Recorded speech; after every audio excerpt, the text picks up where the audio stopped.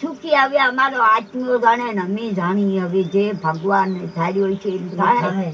આ તો હક ને હિસાબે અમને પીડ્યા છે, બાકી ભૂખે મરે છે. તો બોર્ડ તો એ ઓલો 9 મીટર આંકડા બતાવે એના પડખેથી ભડકો થયો. 74,000 રૂપિયા નેણ બળી ગઈ, પતરા 30 બળી ગયા, પછી હતા 20 રહી ગયા, 30 બળી ગયા. આ હારે ફોરેન્સર અમારે આવ્યો હતો. અને બીજો માંગ્યો મારા ઘા છે, વાસરુડા છે, એના 2 પેટી આપો, બીજું ન આપો કાંઈ નહીં. 2 પેટીઓ મને આપો કે નહીં. આમાં 1400 પેટી ભેરું કાસ. એનું શું થાય છે શી ખબર. આ જોવાને કેવા દિશામાં પડ્યા છે. જેટલા માવાના વેચવી એટલા ખાંડ લેવી, ખાંડ નહીં ઘટે ને શું કરું ભાઈ. બસ ખાવી પીવી આમ રખડવી ઈ જ થાય. ઢોરેથી તો અહીંયા ખાણી માથે ઉપાડી લાવવું પડે. ડિલિવરીને કેસ હોય તો હાલીને બાઈને જવાનું. ડિલિવરીમાં હાલીને હા જવાનું. તો હાલીને જવાનું. કે અહીં વાહન તો આવે એમ નથી ગારામાં. 300 રૂપિયા ભરવા કેવી રીતે મારે પૂરું પાડવું. ઘરમાં ઓળખ ન હોય સરકારને વણો તો દેવાનું જ છે સંગ્રહ ખાતા વાળા.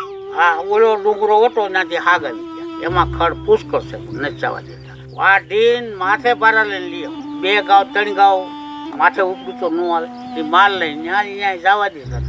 રૂપિયા જો એના સરસ છે. આ 10 કિલોમીટર કેટલા અંતરે આવો તમે? આ કેટલા દી હાલશે?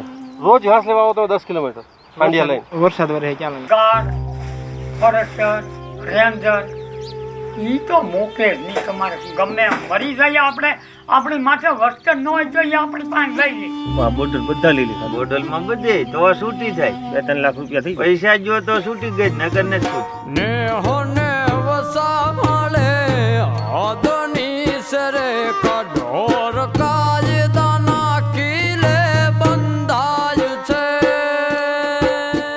ક્યાંક સરતા માલ ને ખડ રે ખૂટી પડે, ક્યાંક લીલું ઘસું ભૂસું કાય છે.